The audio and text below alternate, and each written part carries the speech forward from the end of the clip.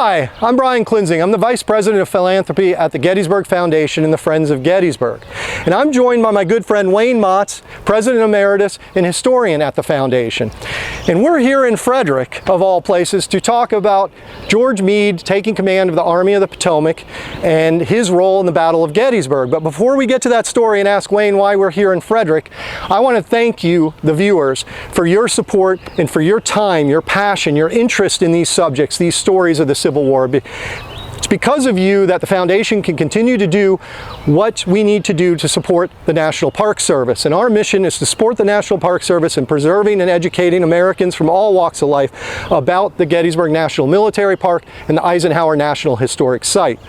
And to do that, we need your help. So yes, I am going to be asking for your help, certainly at the end of this video, but I do just want to say, you know, if you enjoy these videos, come visit Gettysburg, visit our website, check out the other videos, and if you make your way to Gettysburg, go out onto that battlefield, enjoy those views. The Friends of Gettysburg have worked very hard with many other partners in support of the National Park Service to bring you just an incredible experience there in Gettysburg.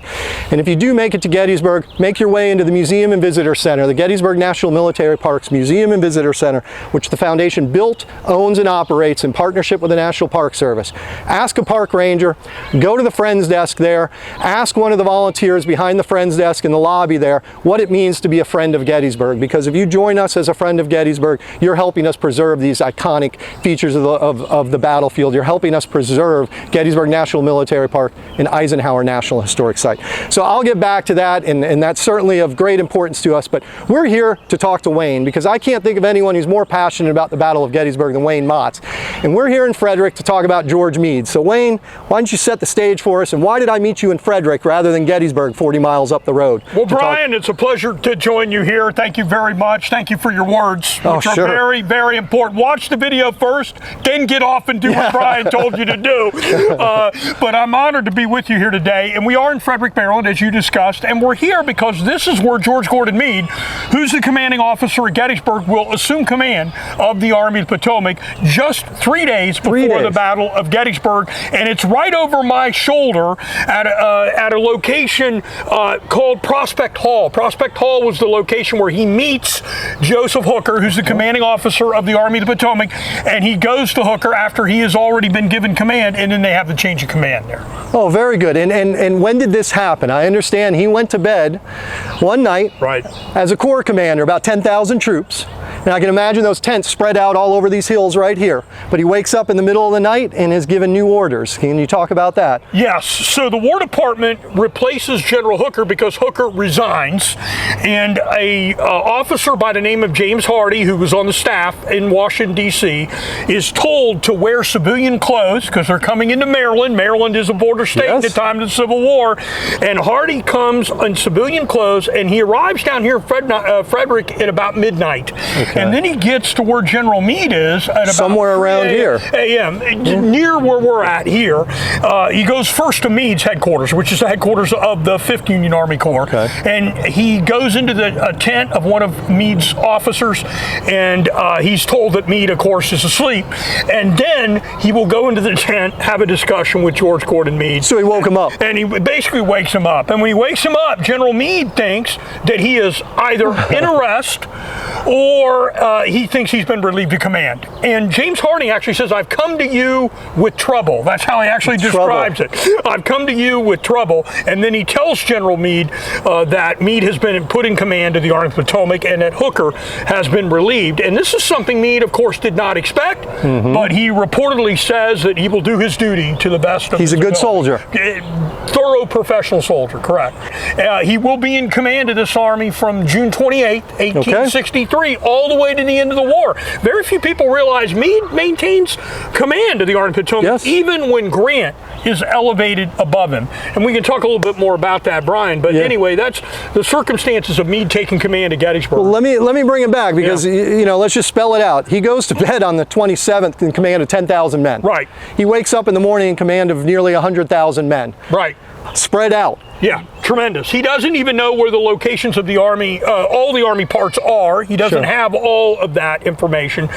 And just so you know, today, for instance, Kohl's stores employs about 97,000 people. Yeah. That's the size of the Army of Potomac. Verizon, over 100,000 employees. Yeah. So when you think about, this is a huge, and you're thinking about 1863, when you don't have any of the modern conveniences that we have, and you've got to run this with a staff of men. So just think of the machine of the Army of Potomac, not just the men out there fighting. And by the way, these are all, we should say, full-time employees. All of Meade's soldiers are here 24 hours a day. Well, they need to be fed, they need to be taken care of, they need to be equipped, and now they're going to have to move. But does Meade know where he's moving? Does he know what's happening? Does he have a plan? You know, he was in command of 10,000 men. Now he's got to rethink his strategy, his thinking. He's got to change his perspective on what's happening. And so what's the first thing he does? Do we know? Well, we actually know, of course, he goes to Hooker's headquarters, and Hooker's informed. Harding went to go visit Meade first and give him these particular orders. Then he goes to Hooker's headquarters. Hooker is relieved, and he's got instructions to cover, Meade has instructions to cover Baltimore and Washington, make sure they're covered. And then he has to assume a plan where he's going to go out and try to find where Robert E. Lee is. And he's getting intelligence reports as to where Lee actually is, which of course is north of where we're at. And of course, at the day that Meade takes command, you know, most of the Army in Northern Virginia, Lee's army, is west of Gettysburg or north of Gettysburg, and parts of it are east of Gettysburg. So they're all around that area where they get concentrated. So he has to figure out how to bring all these pieces together, find the enemy, and then fight. And this is all June 28th. This is 3 days before the battle. That happens 40 miles up the road from here. Yeah, and Brian, he doesn't know it's going to be the biggest, one of the biggest battles, biggest in the terms of casualties in the American Civil War. He doesn't realize one of the greatest battles in the history of the world is going to be fought 3 days from the time he assumes command, and he's looking at these parts, you know, what he's got to do to try to get everybody together. And I think it's remarkable. One of the first people that comes to visit him is John Fulton Reynolds, his good friend who had commanded the Pennsylvania Reserves. And John Fulton Reynolds comes to him and congratulates him on this command. And we know that Reynolds looks like the best evidence is he's offered command of the Army and turns it down. Meade doesn't get an offer. Meade gets an order. There's a big difference, folks, between an offer and an order. And Meade doesn't get the chance to say, no, I don't want to do it. And Reynolds comes up, gives you a lot of the characters of these men, and presents himself in full uniform and says, anything I can do basically to help you. I'm paraphrasing. But basically anything I can do to help you. Well, doesn't Meade put him in command? Right. So now Reynolds is going to be the wing commander that's going to be closest to where he thinks Lee's army is based on the intelligence that he has. He trusts Reynolds and says, go see what's up there and report back. And that's exactly what happens. And then that leads, all roads lead to Gettysburg, and we have the clash 3 days later. Right. That's right. And you know, here nobody's going to get any sleep. You think about all the and if you look at a picture of Meade was 47 years old. I think he looks a lot older than 47. He's got, you know, this is tremendous stress that he's going to have to deal with over these next couple days. His son, George Meade Jr., is one of his aides here at not only here in Frederick, had been with him in the 5th Corps, but also up at Gettysburg. And he will write his wife as well, saying that he's been put in command. This is a command he did not expect. But he's going to try to serve the best as that good soldier. And so just to rewind a little bit, a little background on George Meade. I understand he wasn't born in America. He's born in Spain, but they have some financial difficulties, so they end up back in the States, correct? Yes. During the Napoleonic Wars, the family basically goes bankrupt, loses money, and Meade gets this appointment to West Point because it's a free education. One of the best educations in the world. His father had a lot of connections. So Meade's actually born in Cadiz, Spain. I think is how you pronounce it. That's where he's that's where he's born. But he is born to these are American parents, as you mentioned, that are overseas there. But he saw a path to success through the Army, and he certainly. But as division commander, he probably thought, "Hey, I'm doing pretty well." Now he's put in command of the Army of the Potomac. It's quite a change in, I think, mindset. And to where he was, Brian, in 1861, George Gordon Meade was an engineer in Detroit, Michigan, as a captain. He basically was in charge of virtually a small group of engineering people. He never had line command. Even Grant mentions that. He goes right from that to Brigadier General, right cadet to Brigadier General, and then he goes right into the volunteers, and he's commanding a brigade, as you mentioned later on. He ends up commanding a division. Then he gets a corps by the time at Chancellorsville. That's a rapid rise. He's in command of the Army. Every one of these jumps, tremendous jumps of people. So on June 27th, you mentioned he's in charge of about 10,000 men. On June 28th, he's in charge of over 90,000 men. And so it's just tremendous when you look at the numbers on that. How can viewers experience this? Because I know the power of Gettysburg, the power of place, and standing in the footsteps of some of these folks. What can they do to get a better understanding of General Meade and the days leading up to the Battle of Gettysburg? So first of all, where we're at, the folks have great advantages. So they can use a GPS system and type in basically Meade command, change of command, Maryland historical markers. There's a Maryland historical marker. There's also a Civil War trail. So you can download the map for Maryland Civil War trails, and you can come and visit the sites where we're at behind us, Brian, and then going up to Gettysburg. Sure, and I'll lead you right up to Gettysburg. About 35 miles south of Gettysburg for the viewers that aren't familiar. Here in Frederick. We're Frederick, Maryland. And if they make it to Frederick, there's something else in Frederick they have to see. Isn't that right? Absolutely. One of our good friends and partner with us, the National Museum of Civil War Medicine, headquartered right here in Frederick, Maryland. Another stop to put on your Civil War tour. That's right. Down here in Maryland.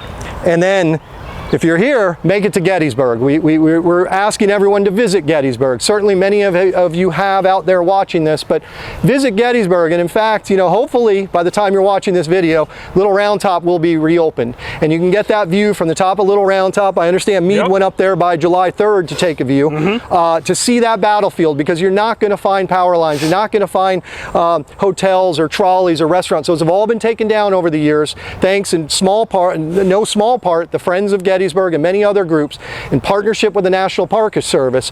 Go and just enjoy one of the best preserved battlefields in all of America and all of the world, in my opinion. And when you're there, go into the Museum and Visitor Center, which the foundation owns and operates in partnership with the National Park Service. Enjoy that museum collection and go see the cyclorama and stop by that Friends desk. And I'm asking all of you, if you aren't already a member, join the Friends of Gettysburg, because we need more friends to help us in what we do. And then finally, as we approach July 1, 2, 3 days, anniversary days, we're going to be asking for your help. We are going to be asking, if you can, make a donation of your time. Come out and volunteer with us. We have incredible volunteer opportunities through the Friends. I know you've been a part of that, Wayne.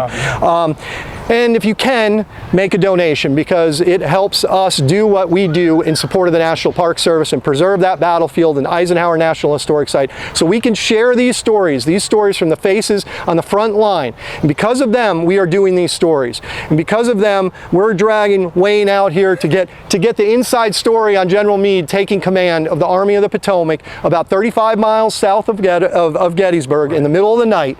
And I just love the way the order came to him. I'm here to bring you trouble. Isn't that right, Wayne? Yeah, that's right. I'm here to bring you trouble. That was some trouble he was handed. Well, I just hope you all enjoyed this video. Enjoy the other ones. Check them out. We've got a whole series, Faces on the Front Lines, and over July 1, 2, and 3. Come and join us in Gettysburg. We're going to be out in the field with the National Park Service handing out water. Our volunteers are going to be there answering questions. The Friends of Gettysburg are alive and well, and we hearken all the way back to the days after the battle when local concerned citizens banded together and started to preserve ground there because they knew something important happened. They knew the next generation would want to know what happened there. We're continuing in that tradition today, telling stories so that more people can get involved, and we're trying to tell new stories. Maybe even an old story, Meade takes command, but bringing someone like Wayne to tell the full story. We want to do more of this. We hope you enjoy it. We hope you like our videos. We hope you come and visit us, join the Friends, and ultimately we hope you give of your time or of money. But otherwise, I want to thank you, the viewer, and I want to thank you, Wayne. Thank you so much, and look for the next video, and I hope to see you all in Gettysburg soon.